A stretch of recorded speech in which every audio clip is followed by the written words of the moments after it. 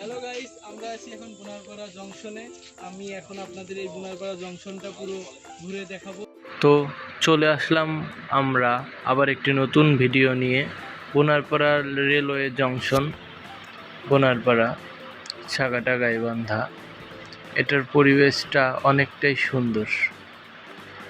মানুষ সময় কাটানোর জন্য সন্ধ্যাবেলা এখানে বসে থাকে। আশেপাশে সুন্দর সুন্দর খাওয়ার দোকান আছে। মানুষ বসে থাকার মতো সুন্দর পরিবেশ এখানে বিদ্যমান। খাওয়ার দোকান দিয়ে ভিতরে ভর্তি। এটার ভিউটা অনেকটাই দারুণ ভিতর থেকে। আমরা ঘুরে ঘুরে পুরা বোনারপাড়া রেলওয়ে স্টেশনটা দেখলাম। মাঝে ট্রেন আসলো, ট্রেনে ছোট ভাইরা চিল্লাচিল্লি করলো। এখন আমরা আছি কোথায়? বোনারপাড়া রেলওয়ে স্টেশনে। তো আজকে আসছিলাম মেইনলি ঝালমুড়ি খাইতে, তো সেই ঝালমুড়ি দোকানটা আজকে বন্ধ। তো এখানে এসে আমরা খালি অনেকগুলো গান শুনলাম।